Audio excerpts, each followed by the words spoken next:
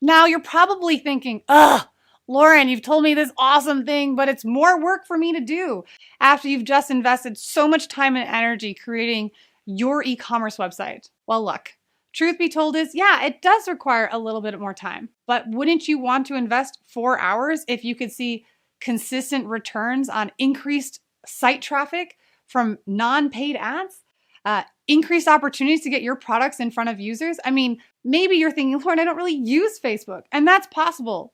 But I do know that you check Facebook once in a while to get your friends' birthdays. And right now, depending on the relationship you have on social media with that friend, you're going to start seeing recommended products of getting that friend a birthday gift. And where are those recommended products coming from? From shops.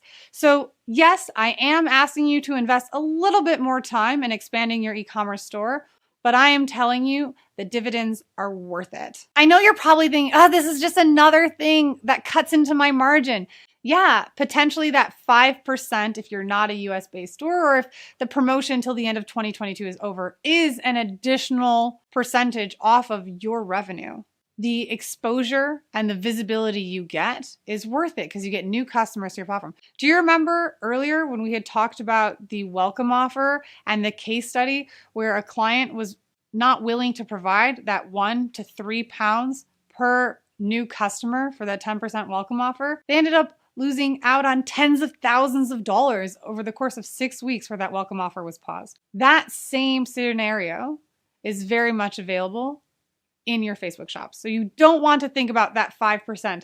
Instead, think about the opportunity of all that additional organic exposure. One other case study I hadn't talked about yet was we had a client, small client, doing less than $10,000 a month on their e-commerce website. When we created their shop, within 72 hours of launching their shop, they had 30 times more visitors to their website over the course of a weekend than they had in the previous month. So we all know the biggest scary thing about Amazon shoppers is that the small business owner, the brand, doesn't get access to any of that customer data.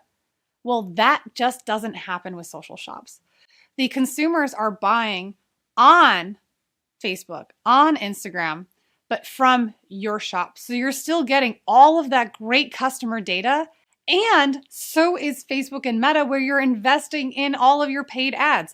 When you allow someone to purchase directly on shop, you're not allowing any other interference between your paid ads algorithm and your customers and purchase.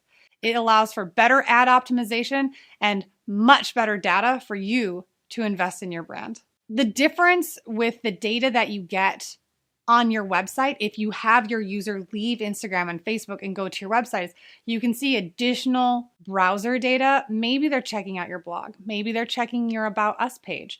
When they're buying directly on social, it's one click in buying and they're going back to their own Instagram feed. So there is a bit of data that can potentially be lost, but the increase in conversions is absolutely worth it. And once they've purchased with you once, you have your emails and all of that information where you can retarget them and get them to explore more about your brand, check out videos, check out blogs, and become engaged the way a user who shops on your website might have done. I definitely go much more in depth in how you want to organize your collections for your shop in the earlier module. So if you haven't checked that one out, definitely circle back to it because all of that collection organization definitely comes back into play when setting up your social shops.